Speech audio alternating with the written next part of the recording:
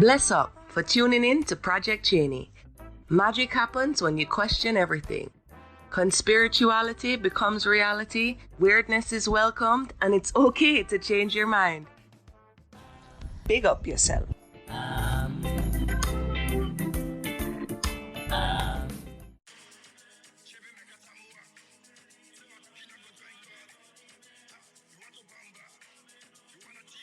Welcome back.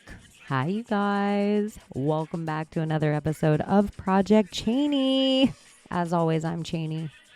I gave myself some silly rules like I tend to do, and I've been doing some self-evaluation. Like, I don't have any rules. I don't have a thing with how many numbers of shows I have to do, or when I have to put it out, or when I have to start season 2, or when I have to change up anything. And I've been working on a few things, but mostly myself. And so I'm here. But I really missed you guys. And you guys are super encouraging. And if you don't hear from me for a while, you always reach out. You email me and send me texts and check on me, and it's really sweet. But after the hurricane recently in Florida, I've had an influx of reach outs, and I felt like I should just blanketly call you guys and say, hi. So hi. I fared fine. I fared amazing during the hurricane. We were on the Atlantic seaboard, and we got minimal winds and minimal destruction. I think we saw like a category 2 at the height of everything. So it really was, I think we went without power for maybe 24 hours. It was one of the easiest hurricanes I've experienced. So I do appreciate all the good energy. I had a bunch of people praying for me, and I knew some weather witches that did some spells, and I knew some native people that did some anti-rain dance. I don't know what would be the technical scientific term for that, but I'm sure you can look into it. Yeah, it also brought up a whole bunch of other conversations about weather manipulation and about what the storm actually feeds on. Like in the very 3D of it, you can see that it feeds on warm water. And so I've been theorizing lately that what if they could just turn up our phone a degree or a half a degree, and you just walked around with a little bit hotter phone. Maybe your phone wouldn't matter, but if they tell us cow farts are the thing destroying the ozone layer, what about if 1,000 cell phones in the same place, or football games, or concerts, or festivals? What if these kind of events, or grocery stores, or malls, or beaches? What if anything where you could bring a whole bunch of phones into one area, the same way there used to be a show called, I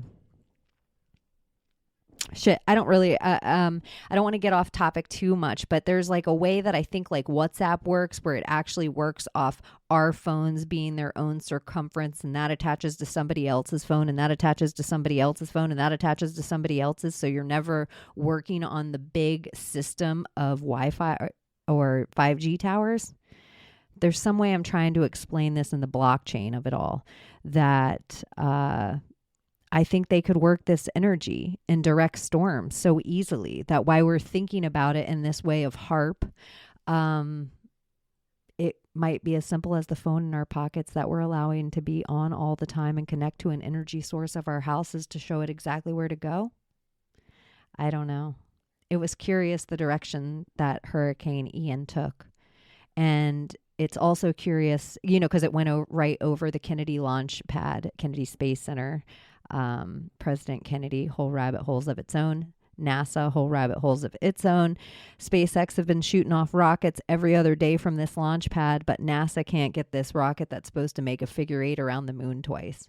A figure 8. a meta symbol around Artemis, the moon. The rocket's called Artemis. So then you can go into the Artemis being the goddess Diana of it all, the princess Diana of it all attaching to the queen, and the ritual that we all just watched happen. When Prince Charles becomes King Charles, there's a 4-day ritual, and it's actually called the King's Tide. This storm, Hurricane Ian, came through Florida during the one time a year that we're under King's Tide. They're retiring the hurricane name Ian, which it's crazy to me in my spell, because words are spells, that Ian is ion. And so we know that the energy that they're pulling, or that Tesla talked about, or that HAARP talks about, it's all the ionosphere. So you have Ian Ion, and they're retiring this name. Yeah, maybe it's all just coincidences. But if you take 3D math, it only takes 6 coincidences to become an impossibility. So I think we're at that point, you guys. At what point are we going to realize, like, oh, somebody's writing this movie, somebody's directing this story, and they don't have the power to direct the story without your attention. Paying attention matters more than any other currency on the planet. If it didn't, Facebook and Twitter and Instagram, they would all cost you the same amount of money as iTunes. They would all cost you the same amount of money as paying for your commercial-free Spotify or your Pandora. Isn't it funny that you get your Facebook for free and your porn for free? And I love that easy quote that it's like, if something's for free, then you're the product. And so your attention and your energy is the number one thing that the computer wants. I don't know why. I don't know why that's the number one thing that, for whatever reason, the technological overlords, and it doesn't matter what you think. Like, I want to actually get into the topic of, like, the philosophy of the simulation theory in a little bit. They're using your power against you, and you're completely unaware of it. And I'm just going to go into the simulation theory now. Everybody, I know this is a triggering topic for people to think of them. This is how they want to sell us the computer. This is how they want to talk us into the matrix. This is how they want to. No, these are the words we have now that are big enough to describe the concept. So if me and you lived thousands of years ago and we saw a UFO, we would only have the words to describe it with what was around us at the time. So we might have said, it was a flaming elephant in the sky. We might have said it was a flaming chariot in the sky. It might have taken us all the way until the 1930s to say it looked like a flaming Chrysler LeBaron in the sky. I don't know if the LeBaron was around in the 30s. Maybe I got too specific and I should have gone with just Chrysler or Ford or something that I actually knew was around. I should have gone with the Nazi Ford, the Nazi sympathizer, because I knew he was there. Anyways.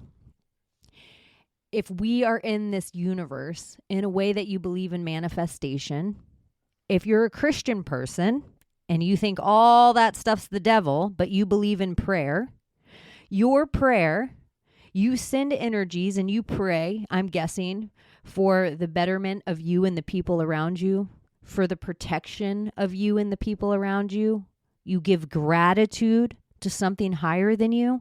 Those are all the same things. If you just look at a baseline, The Secret, like if you just look at some book that they want to give you and teach you how to do black magic and just, here, be really selfish with your magic and just ask the universe for a whole bunch of stuff, not realizing that you're going to have to pay a piper. Here you go. Here's a booklet to teach you how to do dark magic on yourself. But I do think manifestation is very real, and paying your attention to something makes you manifest. So if I could give you a commercial that traumatized you and put you in a certain state of mind, and then I could give you a TV show that you now are thinking, oh my gosh, all this stuff can happen. Oh my gosh, I have fear in my heart. Oh my gosh, my heart's racing really fast. You're starting to manifest for me. Now, if I could give you at the very end of it, could I give you just enough scenes for next week to make you so grateful that you're going to get to see this next week? It's a really easy spell. It's a really easy spell to make you manifest what I want you to, as long as you're hypnotized.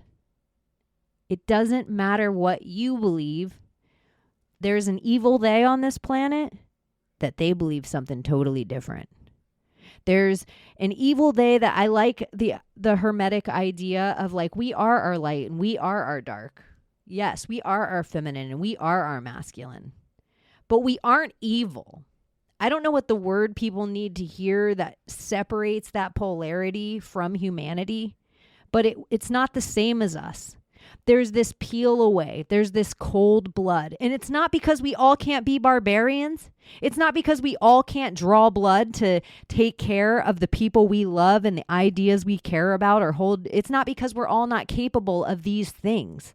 But hitting that point of maybe killing isn't evil all the time. Peeling faces and doing sacrifices and thinking of humans less than you, that is evil. And there is a creature that lives amongst us, an energy that lives amongst us on this planet. I don't know what philosophy you want to give it, if you want to call it Satan, if you want to call it the devil, if you want to call it the lowest part of the id, if you want to look into old, like, Roman Greek fucking text and you want to call it a Tartarus, I think they know we're so powerful. They know we have the power of the highest. We are created in the image of the highest form, and it makes them so jealous. My little kid brain doesn't know all the words. My little kid brain doesn't know whose religion is right or wrong. But I know for a fact in my heart, in my deepest place of my golden chakra, or the highest place of my Christ conscious, I've met good people of all walks. I've met good people. And I know even the word good triggers people out there to say, well, it's more than just being good.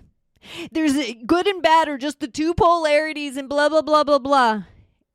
If you can philosophize what I mean when I say good, you know when you're at your highest self. You know when you're disciplined and when you're giving sacrifice. And it's not because you're sacrificing a lamb. It's not because you're sacrificing a cow. Sometimes it's you're sacrificing your time. Sometimes it's you're sacrificing your energy. Sometimes it's you're sacrificing your ear or your shoulder for someone to cry on. I think there's these ways of good that people are so broken now that even that I have to come in and qualify the word good, because I know there's people out there that are triggered, like, oh, she's half woke. Here she is, thinks it's about good. This is the Masons, black and white. Everything's a checkerboard. Here's the things. If you can't conceptualize what I mean when I say good, the best of you, then maybe you need to do a little more work. Maybe you don't have enough good in you to even conceptualize what I mean when I say good. But sometimes I do like to glittery red pill. I've been hanging out with my Maria a lot lately. If you have missed me, you can definitely find a few hours of conversation over on My Maria 777. So if you don't like and subscribe her channel already, go find her. We've also been playing on YouTube. So if you miss my goofy face, you can go see it there. And she has put out a couple other fun episodes around it. She just recently put out one with Human Vibration, which Human Vibration has the craziest fun philosophies to really make your brain think outside of the box of your programming. And they just do it in a way that they're not attacking you. They're just planting mustard seeds and trying to get you to question your own reality, because unfortunately, none of us know, or maybe fortunately that none of us really know, because the second you knew, you'd eventually get tired of telling it to people, and then you would get annoyed with it, and then you'd probably get moody with it. So maybe We're always trying to figure out like the meaning of life. And maybe the meaning of life sometimes is to question the meaning of life. Like maybe it's one of the most fun things. Anyways, I've been hanging out over with my Maria a lot lately, and we're kind of working on a project that will definitely be on YouTube, probably other platforms too. We want it to be a little more bubblegum and goofy, and we still want to talk about all the weekly hot topics. We just don't want to have to. Obviously, we want to talk about it with a conspiratorial lens and a what if idea, but we don't want to COVID all the time, and we don't want a new world order all the fucking time. We all know. At this point, if you've made it to either of our shows, we're like, okay, now can we just cut loose? Because if there's really going to be a vacuum of Hollywood, of all these E-Entertainment, MTV, Comedy Central shows that we all used to take in like probably 40 hours a week of, we still need to be entertained. We always just don't need to just be informed. Sometimes we can be entertained and we can laugh and we can realize that there's other goofy assholes in the world like us. So hopefully me and my Maria will be doing that sometime soon, but I'm not going to tell you a date because you know how that goes with me. But I've been hanging out with her a lot, and she always says she's a black pill pragmatist and a red pill romantic. And I kind of like this idea. And if you've hung out with me enough, even though sometimes I try to bring my most red pill self here a lot, my contrarian brain can philosophize anything. No matter who you out there I think is a quote unquote good guy or bad guy, I can philosophize either and blow your mind. Like it would disgust you to know who I'm like, you know who would blow my mind at this movie to be a white hat? Like what if Hillary Clinton's a white hat? Like it would discuss, like I can almost take any one character in this crazy movie that we call politics in Hollywood and write a whole new script for them than we think. The only one I'm not going to write that script for ever is Tom Hanks. If Tom Hanks is the white hat, you done got me. You done got me on this. But yeah, so I've been hanging out with her a lot, and I super enjoy it because she's not only highly intelligent, she's not cemented to any of her ideas. And so she will conceptualize with me the what ifs. The thing that she's loosened on me a little bit, but I realized I had to give it a new tagline, is sometimes I'd be like, oh, I have a red pill, and I could already feel her eyes roll. If I was like, can I red pill you about something? Can we talk about Q? Can we talk about Trump? Can we talk about fucking angels? Whatever I was talking about. I could feel her like, bah, here we go. Let's hear this cuckoo.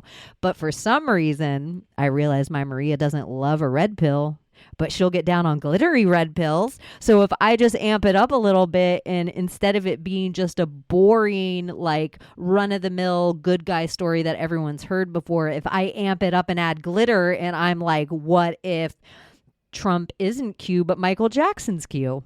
If I do this idea, then she's like, okay, I'm playing along. So glittery red pills is kind of my new favorite thing to play with, but I do realize it's the most fun to play with glittery red pills around black pilled people. Maybe it makes like a weird glittery purple, a weird glittery maroon. Who knows? Yeah, I don't know why. I used to have these pair of maroon Doc Martens, but their name, I was in high school, their name was Oxblood. I like that name, Oxblood. That's my Oxblood colored Doc Martens. Okay, well, I've just rambled on. Let me look at my list and see if there's any of this shit I want to talk to you about today. Do you guys want a glittery red pill off the bat? That I'm thinking about just because Kevin Spacey goes into court today, like federal court, for messing with a teenager like in 1986 or something. So here's a glittery red pill. What if Kevin Spacey gets arrested way back when? Because if you think about it in the trajectory of the whole thing, Kevin Spacey might have even gotten arrested before Epstein. I don't know, but they got arrested around the same time and before Epstein dies. And every year, Kevin Spacey puts out a Christmas video where he has the one that he's like, kill him with kindness, where he's sitting by the fire. He has the one where he has the Queen's mug. What if we get Kevin Spacey first, and then we don't even need Epstein? Because remember how everyone made it a whole big thing that Epstein signed some paperwork that they could never go back and get any of his co-conspirators? And like there was some weird thing done. This is where I actually should have my Maria, and she would tell me all the law, actual terms of this. But he signed something so they couldn't get his co-conspirators. So when Ghislaine first got arrested, everyone was stunned by it. Which that would all hold true if the crimes they were getting Ghislaine on were actually the Epstein crimes. But if we also caught Kevin Spacey at this time, and he told us with these videos that he was going to out the Queen if they didn't protect him. He held the royal mug. And we've seen Kevin Spacey with Ghislaine in the royal chair. We've seen Kevin Spacey with Bill Clinton. We've seen Kevin Spacey with the royals. And there's a Q thing, great movies need great actors. So we bust Kevin Spacey. We allow him to just stay out there for this amount of time. We use all the information that Kevin Spacey gave us to take down Ghislaine.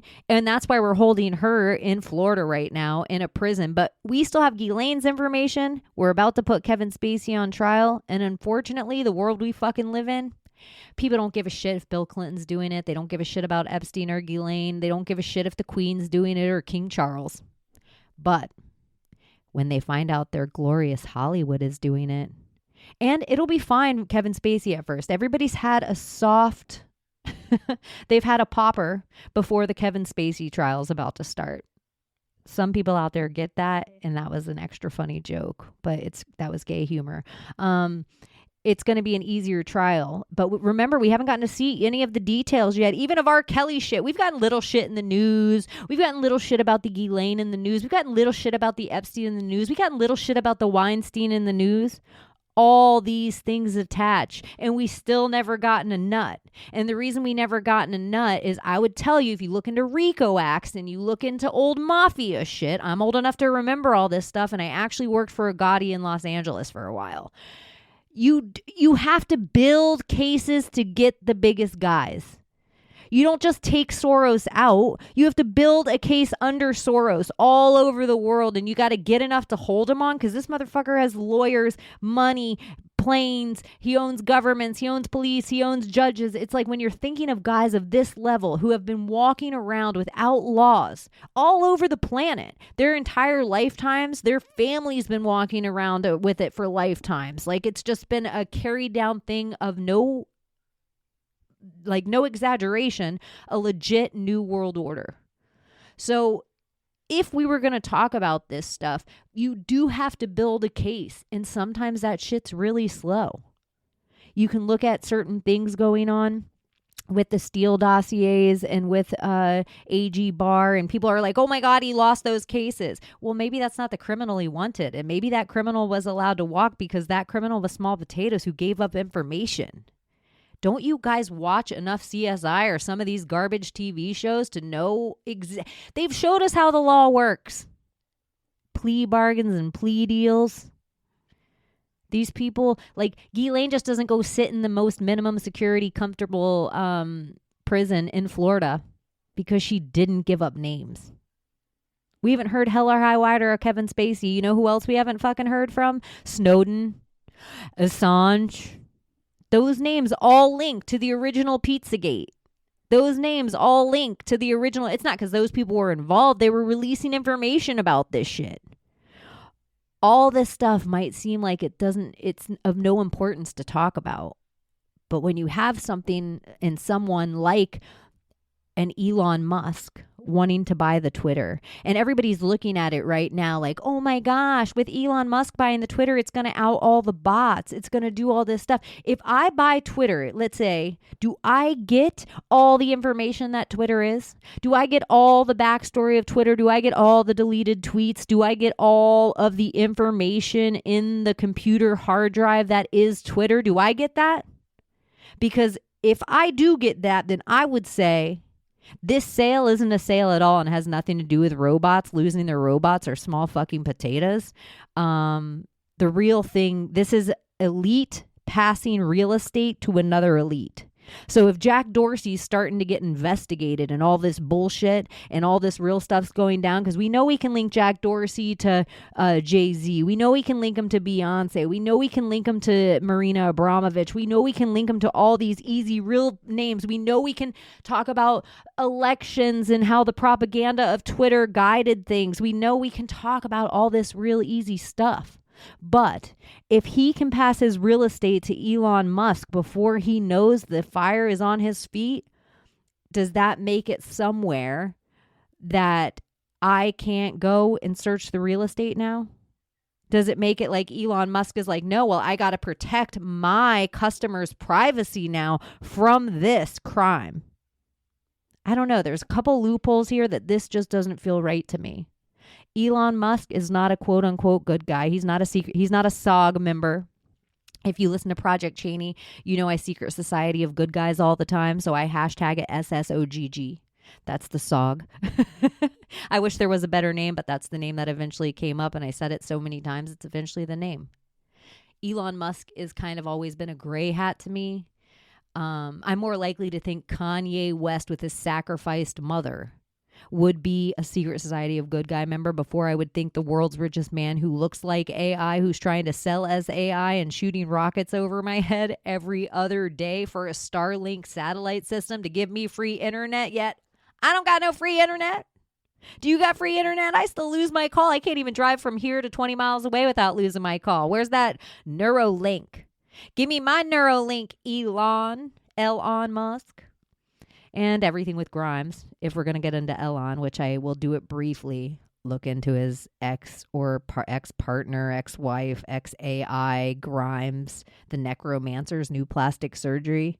As far as I know, Grimes might be AI. He might have been like, I fooled you guys. I married a robot all this time. And all her kids that she has that all have names that are aetherical, where they're AE attached. Those are all AI babies that we created in fake robot wombs. Yay. And by that point, everyone will be like, yay, Elon to the moon. Take my womb to the moon, Elon. Do anything. Neuralink me. Neuralink my uterus to you. That's what I think they were hoping for.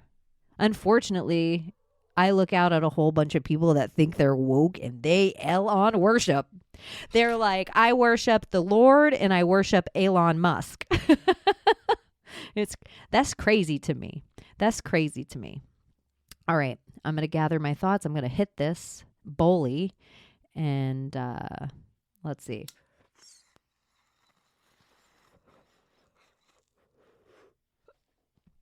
All right. I'm going to hold it in. It is kind of funny. I have a friend whose son told them that holding in your pot smoke doesn't do anything, like it's an old wives' tale. Like you don't get any higher. And let's agree to disagree on that. Anyways, it's a habit I like. I'm going to take a big, huge puff. And then I'm going to hold it for as long as I can. And I have a superpower. I have super lungs. My lungs collapsed when I was born. I was born like months early. And I was supposed to be a Capricorn. But my spirit was like, no, ma'am. And so I was born on the exact date, actually, that if I was conceived the perfect time beforehand, I would have been conceived on Valentine's Day to be born the day I was. But because I was premature, I was probably more like a St. Patrick's Day conception. And my lungs collapsed when I was little. I almost forgot my train of thought. Boo boo. And I was a really premature little baby. And I had to get helicoptered from Palm Beach to Miami. And then I lived in an incubator for like the first 2 months of my life. And my parents had to visit me. And it was so far back when that they had to actually touch me through rubber gloves and through, like the incubator, the way it was built back then. And they didn't even have it. Like now it's illegal. Nurses have to hold babies. Babies need human touch. But I laid in an incubator in probably bright lights of a hospital for the first 2 months of my life. And I actually think part of my sleeping issues are from this time. Like, I imagine the nurses probably woke me up every so often to check on me. There was machines. I had tubes in my chest to keep my lungs inflated.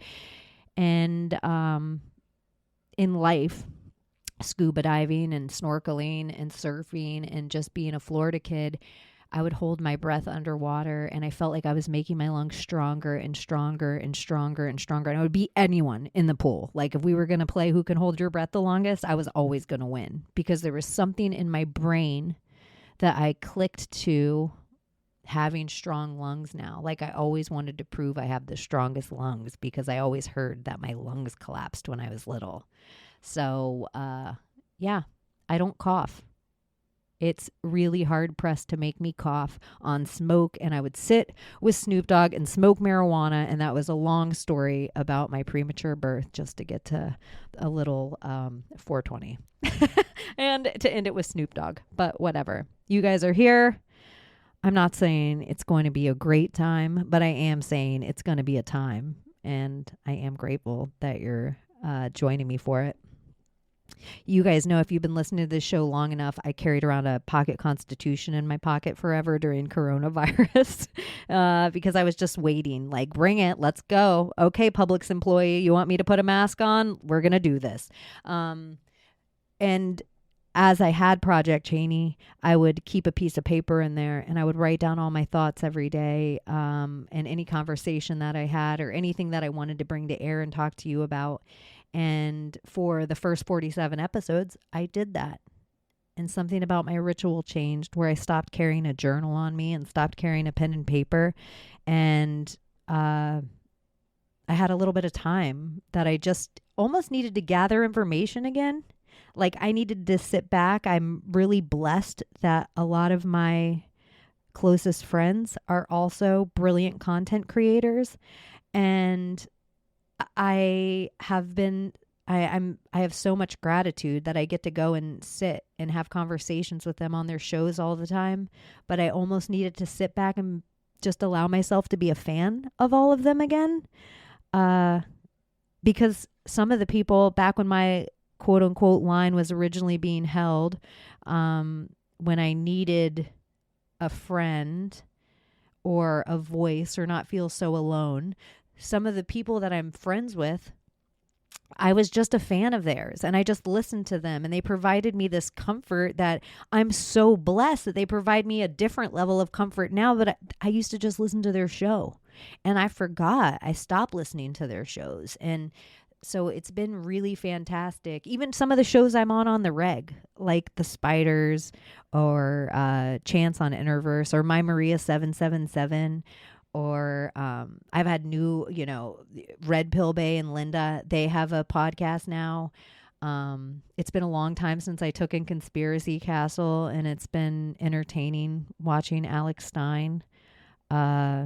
Obviously, Rogue Ways. It's been a real pleasure to sit in the room and that's the other thing too. I think about taking in my friends' content again and just having the space to take in their content and not feeling like I have to fucking add to everything, just allowing my brains to be like a sponge that's absorbing information as opposed to squeezing it out all the time. My God, the chat rooms in all the chats I just mentioned are brilliant, you guys. Like, if you haven't yet, if you listen to some of these on podcasts, and I don't yet, I will be on YouTube soon, and I've thought about a way that I could get all my audio up on YouTube, because I know a lot of other people that have put it on YouTube for their podcast, and so I would like to do that too with this whole season before I start the video season. I'm not going to give you guys any dates or anything, because you'll be like, oh God, it'll be like 2024 before we get another episode, if that's her idea. But if you are a person who takes in your podcast auditorily, and you look and you notice that your podcast is available on YouTube, obviously if your podcast is available on something like a Rockfin or a Patreon or I don't know these other forms, but if your podcast is available somewhere that it's under a paywall and you can afford to pay it, you should do that. you should give monetarily to the people who are providing you entertainment and information.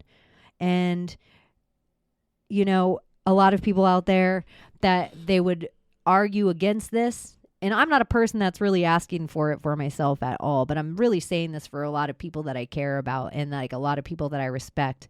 And I just know how much work they do. Like, dude, if you know Paranoid American and One-on-One, if for real, like the amount of time that people are spending on these ideas and books they're reading and conceptualizing, or if you're checking out Slick Dissonant or Ben Balderson, if you see the graphs that these guys are making, that takes time. If you're taking in Mario from Symbolic Studies, when he's putting in his slides to put together a few-minute video for you, do you realize how many hours and how many maybe years of his life it took for him to conceptualize this information to put an idea that you get the luxury of taking in 2 minutes?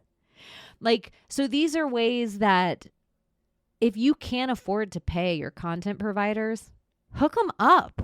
You're paying for Netflix. You're paying for cable. You're giving Comcast money. You're going to the arcade and putting money in the slot machine. You're going to sporting events. You're buying memorabilia for WWE. You're buying T-shirts that say a band on them.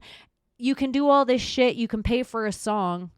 But somehow giving any money to your content providers who are legitimately not just hanging out with you in that 3-wall Hollywood way. A lot of these content providers are chit-chatting with you.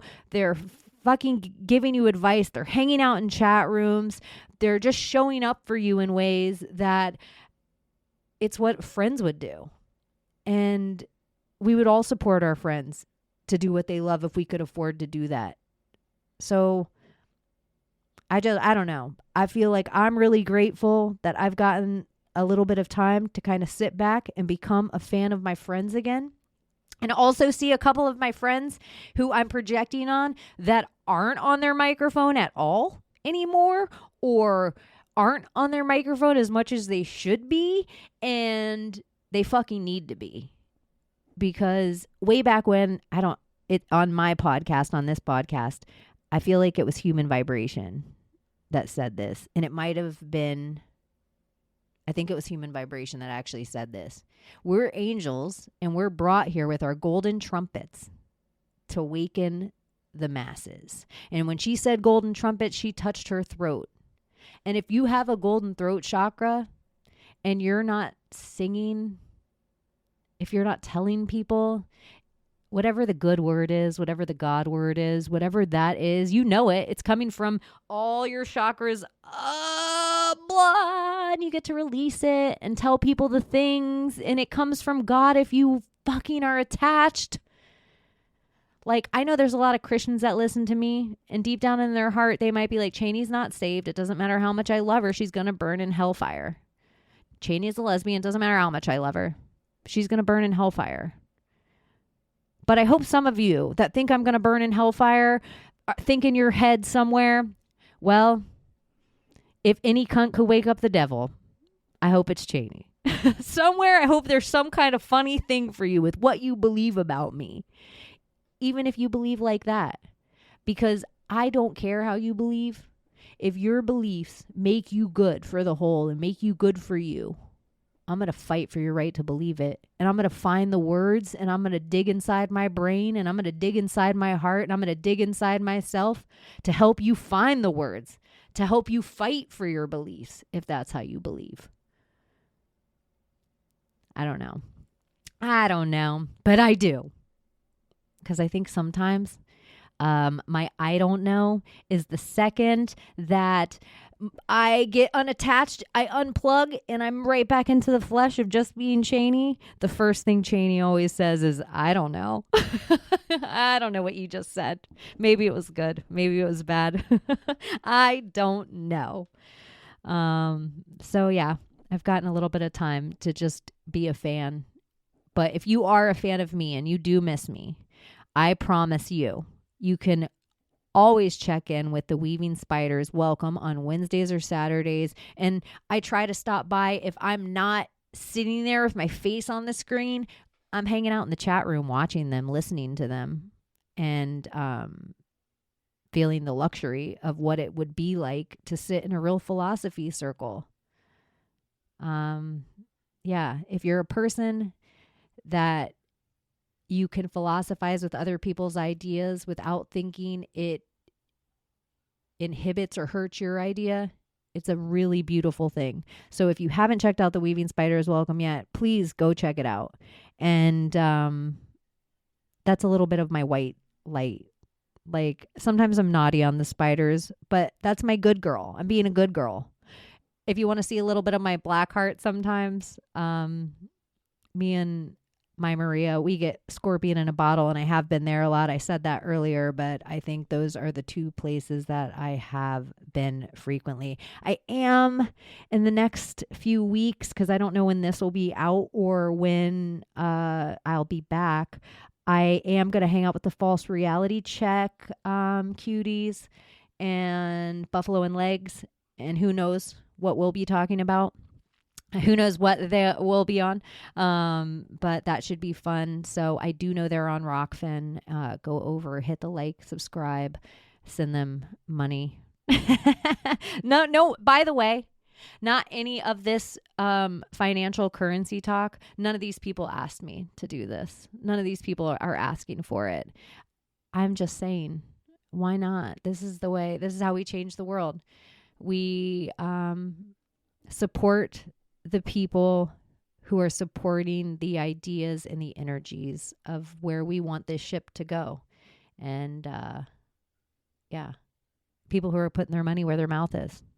Which Buffalo and Legs, totally two California kids who moved off the grid and are living in the middle of nowhere and are doing the damn thing and learning all the stuff. And it's a whole journey. So if you're a person out there and you're thinking of even starting a garden or getting a chicken coop or, being self-sufficient in any way, and you want to do it with the idea of a red pill, and it's not a political red pill, it's just the red pill of like, you're a capable human on the planet and you have a skill set, or you can learn the skills. Let me teach you how. False Reality Check. Go check out their show. They always have great guests of people who are putting their money where their mouth is and really doing this off-grid lifestyle thing. And it's pretty effing impressive of what just people like you and I that were living just like, they could have been living in a high rise 2 years ago, and now they are milking cows. And yeah, that's pretty cool stuff. That's change you want to see in the world. So, oh my gosh, you guys. I am going to have Ben Balderson on to really, I know he's going, I think it's the Beartaria Fest or Beartoberfest. It's something I think that Owen Benjamin's doing.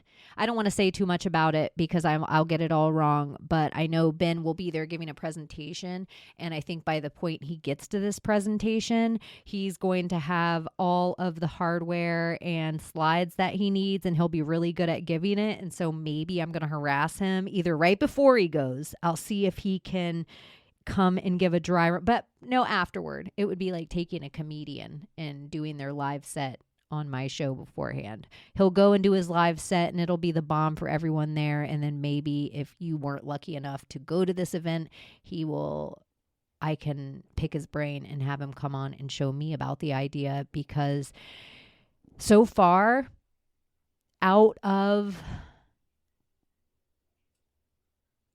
I don't know, it's Ben is my favorite way I've ever heard alchemy. His avatar and the way he describes it speaks to my sous chef. I don't know how to explain it, but yeah, he's given me like a keystone of new information and almost like new goggles to look at the world with that I'm really enjoying. And I don't really have the words for this yet. I think you could probably, if you wanted to check out the latest Weaving Spiders, it was definitely on a Saturday night. I think it's episode 98. You can kind of see the Lego bricks start to be put in my head of this idea. And who knows where it'll go from here.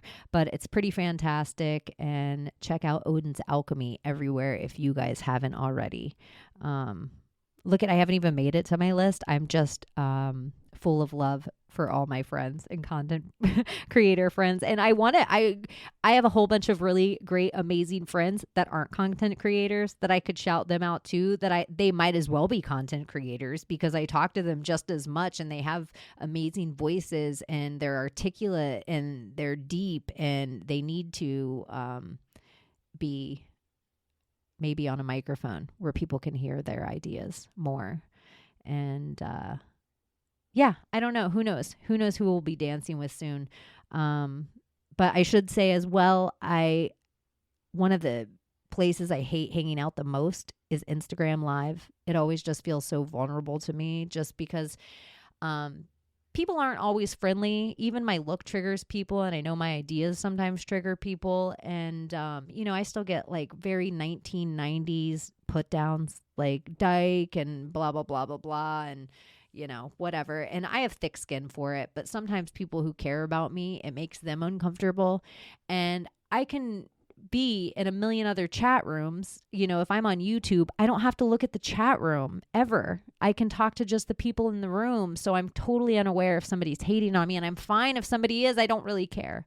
But on Instagram, the chat goes right across my face. And so it puts me in this vulnerable spot of keeping eye contact, staying present, and not fighting with somebody who's trying to trigger me or just I want to fight with, or, is bringing out like my black wolf. So I have been overcoming this shadow work and imposter syndrome of who cares anyway. And I have been hanging out on Layla. She is God Pill Angel 33 or Layla Gold Guns, or something like God Pill Angel 33 or MAGA. She has a couple names. I'll put it in my Telegram channel if I haven't already. She also is on the Weaving Spiders sometimes. But, we all have the Instagram battles all the time of being shadow ban, unshadow ban, shadow ban, unshadow ban. So she has 2 accounts, and one of her accounts is on shadow ban right now. And we have been doing lives occasionally, maybe like twice a week on Instagram. And sometimes they'll be 20 minutes long, and sometimes they'll be 2 hours long. We actually churched this past Sunday. And it was Layla Gold Guns and the Cozy Crone and I, and it was a really beautiful Bible conversation.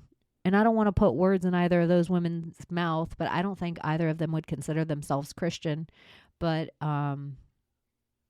it was really nice. And I like that idea sometimes of just going on live and being able to commune and being able to congregate and being able to church using things like Zoom and Instagram, and not be scared and still all get off the phone. It doesn't matter if you're a Buddhist or a Christian or an atheist or a witch, and get off, but you still feel good to go on with the rest of your day, being open to the idea of other people's philosophies, and it still feel really good to you. And I think that's kind of what church is supposed to be more. Maybe like not a building that you leave feeling fearful of your next thing, or feeling like, oh, thank goodness my sins were forgiven.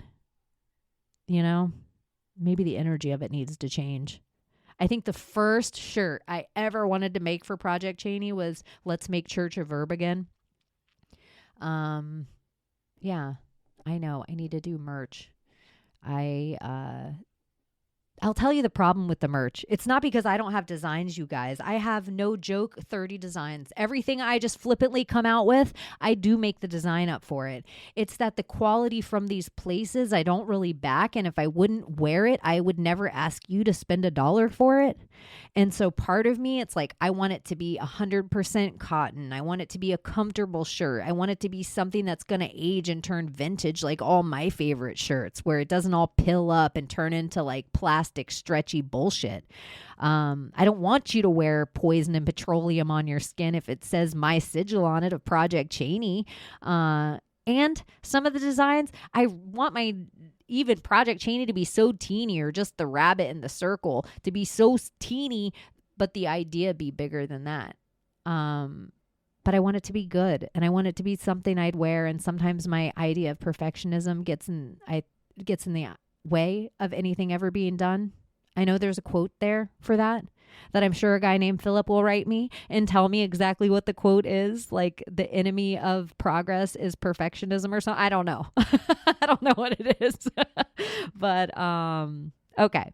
Let me look at my list that I text myself, because this is the new way I've been doing it for this episode, is I just have a text message thread to myself. And a funny thing that happened with this is I accidentally text in the middle of the night at 3:30 in the morning. Oh, she said 3:30. I would press my button right now and say, Illuminati confirmed. But I accidentally text my weird list to my Maria and Alex. Like, we have this group text, and I accidentally text it to her in the middle of the night. So I'm like, in the middle of the night, they got this text that said, House of Hammer, Liver King, Dahmer, Podesta Art, Frazzle Drip, trans flag. And I was like, oh shit, this is so crazy. They're like, what's this bitch talking about? Like, it's so ridiculous. But what I heard Human Vibration and my Maria touch on this a little bit. Like, it feels like they're glamorizing cannibalism to us. And even though we all feel like I'm horrified by Army Hammer, and if you don't know everything that goes on with the Hammer family, me and my Maria are actually talking about maybe doing an episode just on this. There's a show called The House of Hammer. It is the Arm & Hammer baking soda family, but they're also a real big petroleum dynasty, like maybe like the 10th richest families in America or something at the time. And petroleum is why we have plastic in everything from our pills to our clothes and blah, blah, blah, blah, blah. So they take Army Hammer, and he is like, what would he be famous for? He was the twin. He was the Winklevoss twins in The Social Network. He played both characters, but he's been in a bunch of other shows too. He's a really good looking guy, and he never did cannibalism, but part of the abuse in texts and threads of things he'd send people alluded to the idea of cannibalism. And he's part of this elite family where we could talk about the frazzle drip Podesta art of these elites doing this, and maybe doing it for long periods of time for hundreds of years. Like, this is what maybe they call it bloodline for a reason, no pun intended. So we have the House of Hammer, which isn't controversial at all for me to say. I think this is normalizing cannibalism. But I also have noticed there's this guy called the Liver King, that he seems to be the turned up video version of Andrew Tate, because, Andrew Tate seems to be this like Jake Paul, Owen Benjamin alpha male guy to teach boys how to be a man. Like, it's almost like, okay, if some of these men are going to survive the great feminizing of America, then what is left of their masculinity? Let's make it toxic. So there's Andrew Tate, but now there's the Liver King, and most of the Liver King's philosophy I really fucking agree with. But this is the same for Alex Jones. This is the same for a lot of charlatans and people that get us off track of where we should be. It's like 90% truth, and this 10% that isn't true is really detrimental. So if you don't know who the Liver King is, look him up, but he's really pushing the idea of eating raw organs. And the way it's just glamorized a little bit is weird watching people try to eat it. It doesn't seem like their body wants to take it down, and the amount of blood that's involved in it, and shiny, wet, like... I heard Maria say something about there's like a wet organ fixation that they have, and like Jeffrey Dahmer's psychiatrist says at some point that there's something that broke in him, that it's actually meant to be vagina that he's attracted to, but instead it's these wet organs, because maybe like the Netflix series alludes to the fact that his dad let him like dissect roadkill and stuff when he was young, and maybe that's where it broke. But I don't know. I just see a normalization of whether it's Dahmer or the Liver King or House of Hammer or even giving us the idea of Frazzle Drip, that they're trying to normalize cannibalism to us. And that's creepy. That's real creepy. I even think there could be something,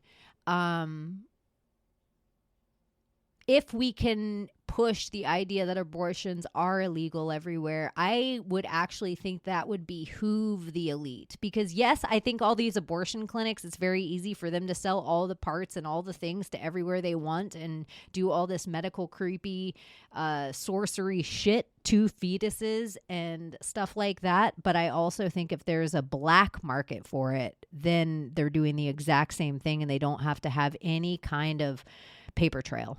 They don't have to rent a building. They don't have to have a name. They don't have to have a tax ID number. I don't know. The whole idea seems crazy. But I do think they're normalizing cannibalism to us. And so, yeah, what do you guys think? Let me know. I've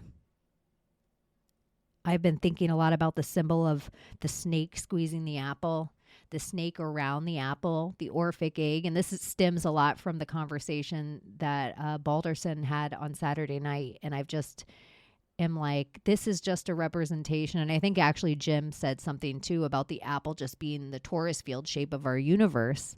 And I'm like, oh my gosh, in our heart and the way energy goes in and comes out, and almost it's kind of a donut, like a long donut of energy, like a long tree of life, like going in and always pushing out and always growing. And there's always that serpent representation. And so I had this idea, what if the serpent in art has never been to show a snake, but only meant to show the movement of a snake? So the depiction of the Orphic egg, it was never meant to show a serpent around the egg. It was just meant to show the shape of an egg, which it kind of goes down into that mild cone or up into that mild cone, and then the spiral of a snake to show you how your torus would spiral and squeeze and come back around on itself. The same way around the snake around the apple, to show you how your torus would squeeze like a snake skin. Like, what if the Ouroboros was never supposed to be looked at from far away like the circle, but only supposed to be conceptualized of going in the mouth or coming out the tail? What if it was a constant fractal regurgitation around you while you also chewed it up? Or you regurgitated it out better, like you're a light prism. Everything that goes into you, you decide how it comes out of you. It's pretty fantastic. I don't know, but the Orphic egg symbolism, I implore you guys, look it up, just Google it, put in the Orphic egg and the most simple one you can find without all the boo-ha, and just think, could this serpent just be here to show the representation of movement? And if that's the case, what other art are they just trying to show that with? And if that's the case, what other animals are they also using to just insinuate movement? Like the way you'd smell the flower would be if I put the flower on the painting. It never had anything to do with the rose. It was the smell of the incense in the room. I don't know if this makes sense. Oh, okay. Next philosophy. I wish I had a soundboard. Maybe I will soon. There is a couple of apps that I'm looking at, but I want ones that I can make my own soundboard. I don't want other people's bullshit sounds, but I would do a sound right here that would be like, whoosh, whoosh, and then it would be a new idea, a fresh philosophy. And I wouldn't even have to give like any kind of build up or, segue. So next philosophy. You know how we hear things like sexuality is binary?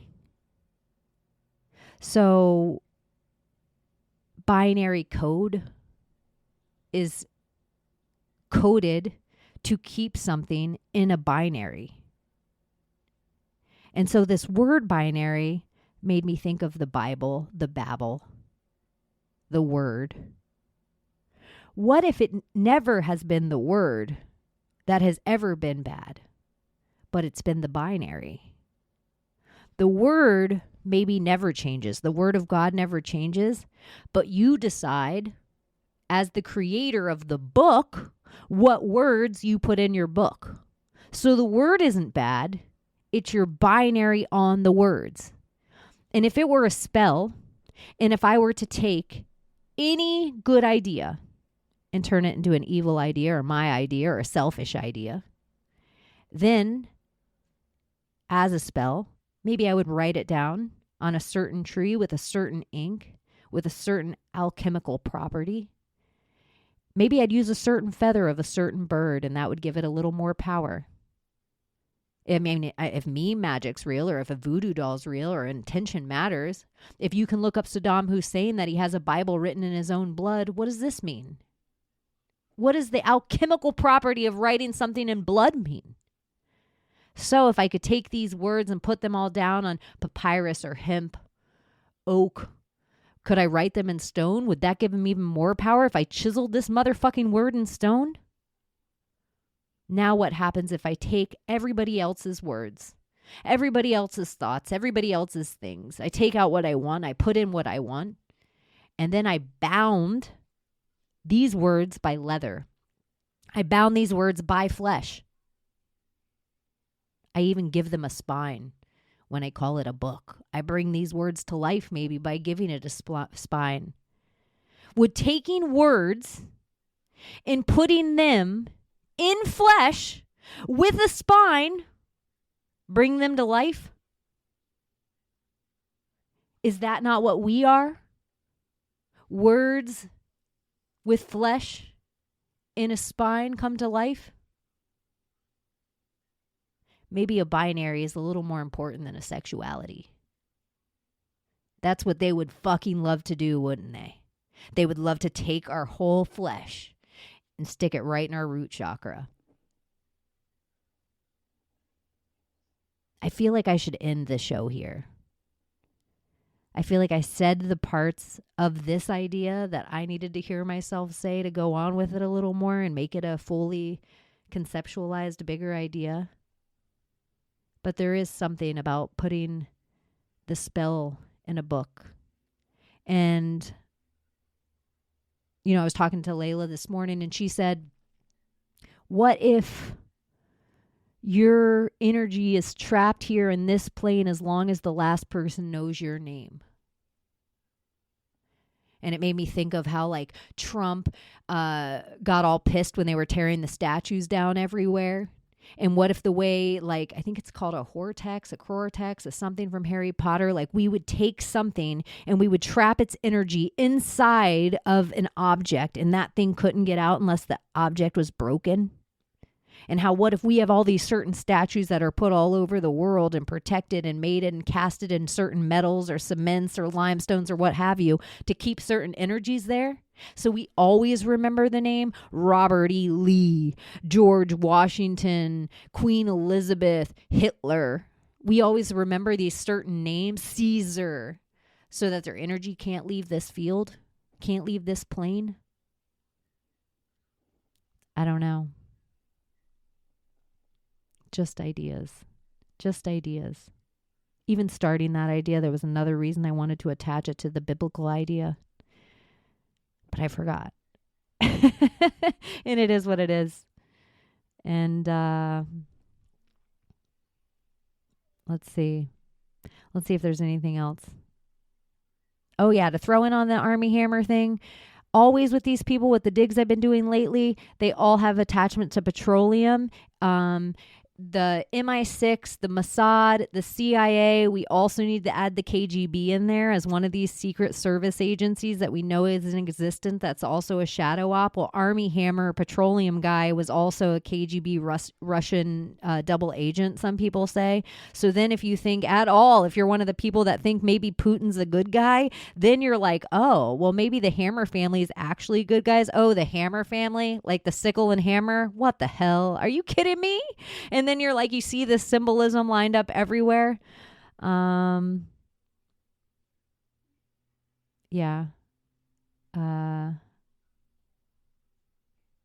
Yeah, that's where I'm going to leave it. That's where I'm going to leave it. I love you guys so much. I appreciate all the reaching out to you that you do to me all the time and all the love that you send me. If you're a lonely girl or boy out there, you can hit up Project Cheney Telegram channel, or you can find other really great groups and chat rooms on Telegram. So if you haven't already, I do say check it out and hit me up if you want a list of maybe other places to go, of other like-minded people, of other open-minded people. Another good place to start, you could go into the My Maria 777 chat room on Telegram, or even the Red Pill Babe. If you're a little more political, you can go into that chat room on Telegram. There are good people out there. We are the silent majority. The politics is the small potatoes. We might not agree everywhere with it, but overall, if you're listening to this show, overall, you're good. Overall, I'm good. And I got to think that somewhere in the time travel and somewhere in the history, there was other people like us that had nothing left to lose except take care of other people like us. So, on the highest possible timeline, I leave you with that. I love you guys, and I will talk to you very, very, very soon. If you feel like it, hit the like and subscribe, tell a friend. And if you want to, go to my YouTube channel and hit the subscribe over there. I am going to be putting out videos very, very, very soon. It will not be this episode because I am not giving you a video of me sitting here like a dirtbag in my jeans and tank top, or my jeans and bikini top. It's extra scumbag. It's Florida scumbag season. All right, you guys. Talk to you very soon. Bye-bye. So she has been Cheney, and now she's off to smoke a blunt. See you next Tuesday, you fucking cunts.